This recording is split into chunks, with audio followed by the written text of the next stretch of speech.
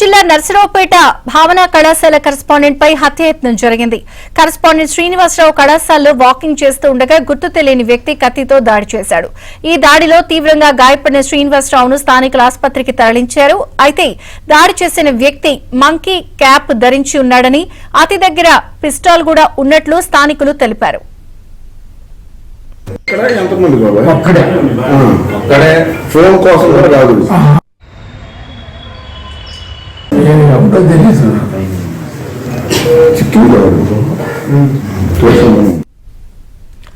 పల్నాడు జిల్లా నర్సరావుపేట భావన కళాశాల కరెస్పాండెంట్ పై హత్యాయత్నం జరిగింది. పూర్తి వివరాలు సాంబశివరావు అందిస్తారు. సాంబశివరావు.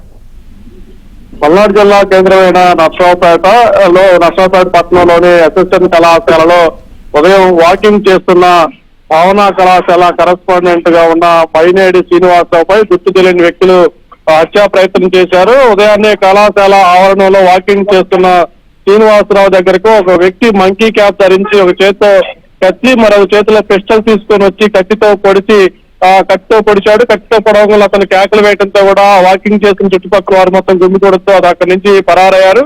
అయితే ఆ వచ్చిన వ్యక్తి ఎవరు, ఎందుకు ఇతనిపై హత్యా ప్రయత్నం చేశాడని కూడా పోలీసులు విచారణ అయితే చేస్తున్నారు. ప్రస్తుతం అతన్ని ఒక ప్రైవేట్ ఆసుపత్రికి తరలించి చికిత్స అందిస్తున్నారు. మరోవైపు పోలీసులు అతని నుంచి సమాచారం రాబట్టి ఆ ఎక్స్టర్న్ కళాశాల ఆవరణలో ఉన్న సీసీటీవీ ఫుటేజ్ అయితే పరిశీలిస్తున్నారు. అతనికి ఏమన్నా ఆర్థిక లావాదేవీలు కానీ, వ్యక్తిగత గొడవలు కానీ, వివాదాలు ఉన్నాయా కూడా శ్రీనివాసరావు అడిగి తెలుసుకున్నారు. మొత్తంగా నర్సరావుపేట అసిస్టెంట్ కళాశాలలో మార్నింగ్ వాక్ చేస్తున్న ఒక కళాశాల కరెస్పాండెంట్ పై హత్యా ప్రయత్నం చేయడం నర్సరావుపేటలో అయితే తీవ్ర కలకలం అయితే రేపుతుంది. విజయచంద్రిక.